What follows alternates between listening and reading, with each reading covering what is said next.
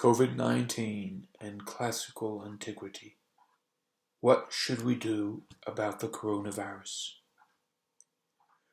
A previous episode of our apology of our virus addressed the problem of time, showing that the current international response to a coronavirus is grounded in a peculiarly modern understanding of time, whereby the past or death evolved through the present into the future. Modern man tries to escape from death, the past, by transforming it into a new world, the future. Moderns run counter to the classical phenomenological mode of life, a way of life entailing everyday openness to death, or nature, understood as the mysterious divine path through which the past resurfaces into the future. What is disease for antiquity, or outside of the schemes of modern progressivism?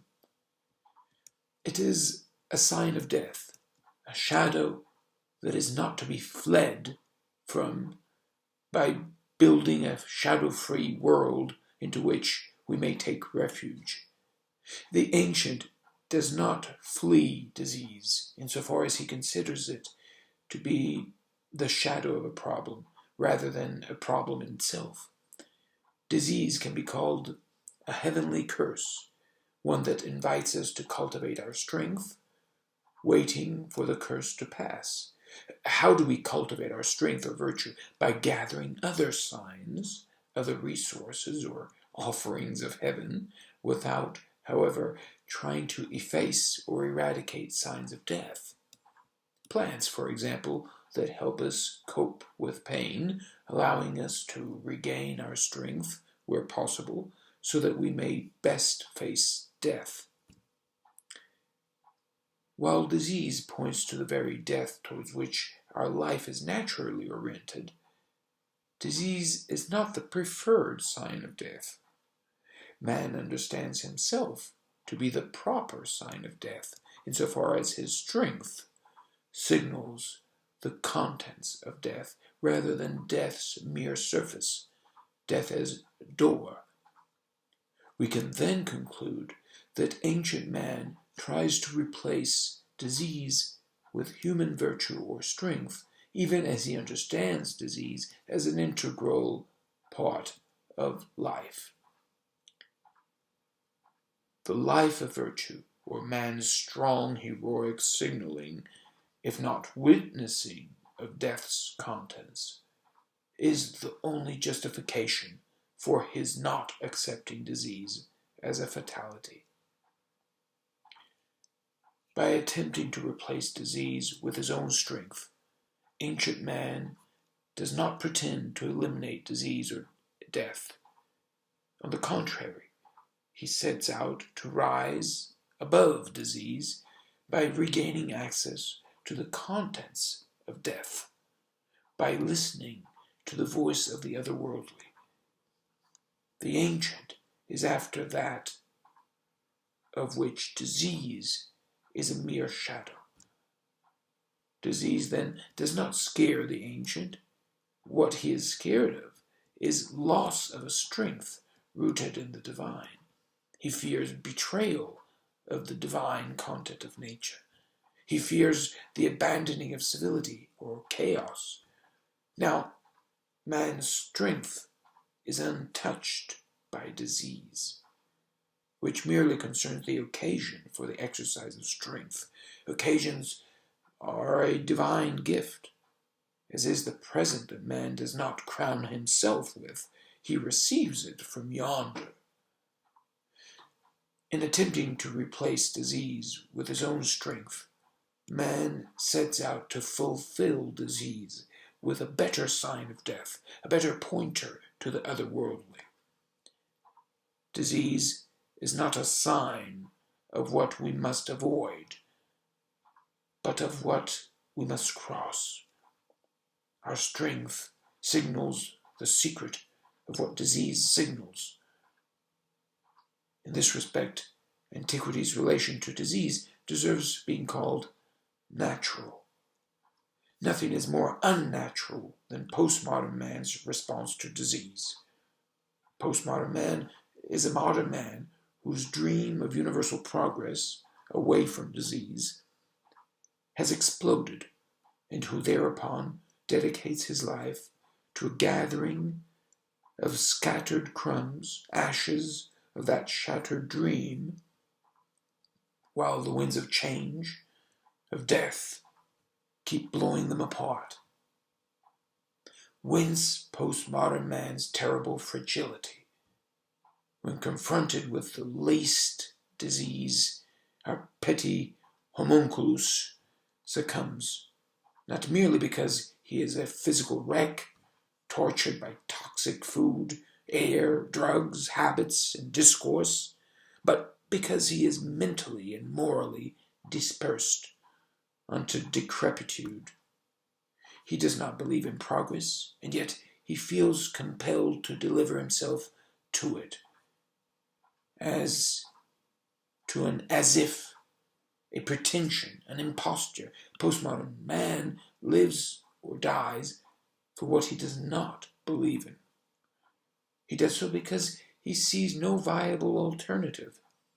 He keeps following the rules and regulations serving as formal foundation of modern societies, even as he admits that, strictly speaking, those rules and regulations do not mean anything, for the future they were originally intended for is no longer credible.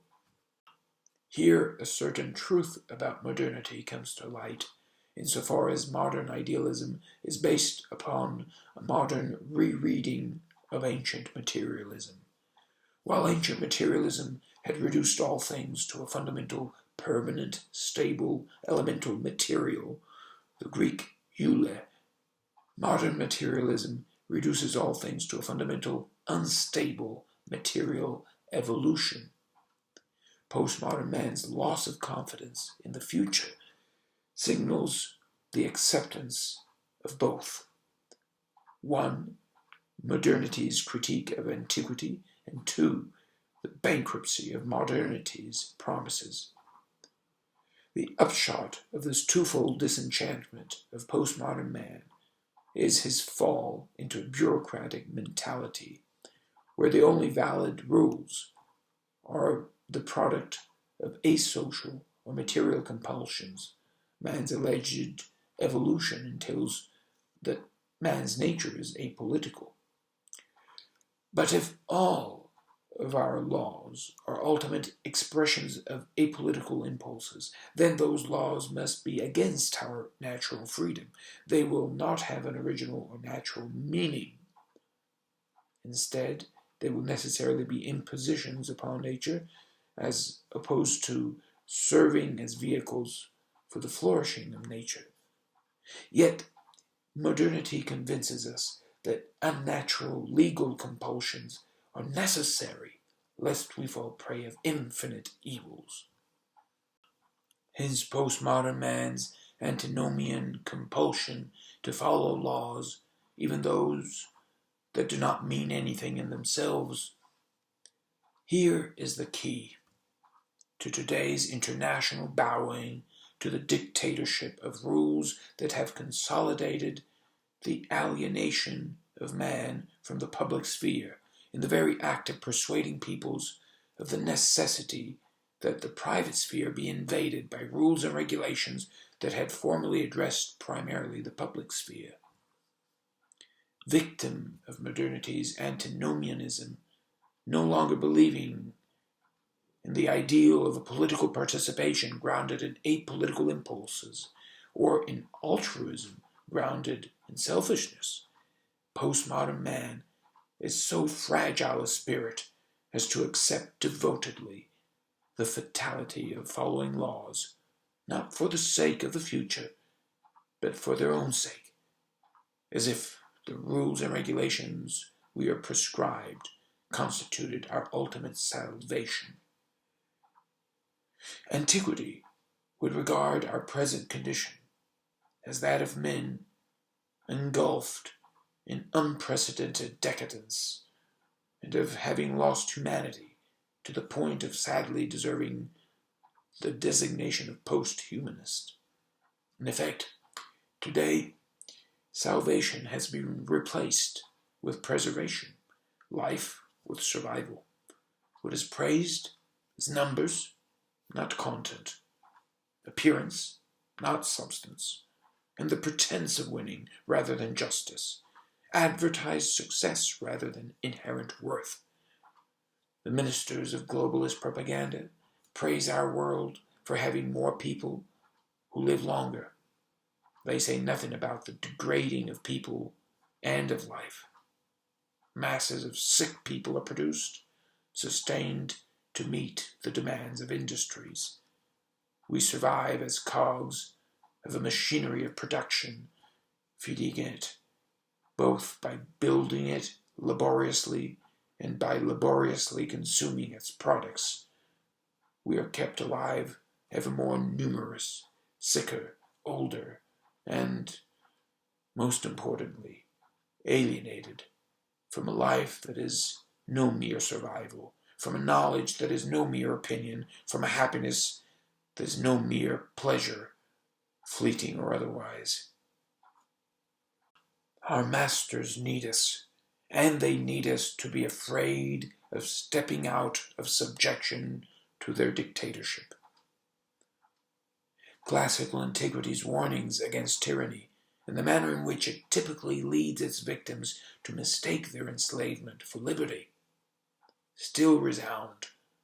Yet, antiquity's lesson is buried under avalanches of ear-clogging distractions, raging currents of anxiety-breeding propaganda, claiming the right to impose universally the special wisdom of a world cast of official experts upon our common life and our common sense, as if the ordinary man and citizen were utterly cut off from what is common, utterly unworthy to witness for himself the pre-scientific conditions of science, utterly incompetent to judge as to what is right and wrong, independently of whims, be they human or divinely imposed, utterly unqualified to have a direct experience of things, an experience that would allow us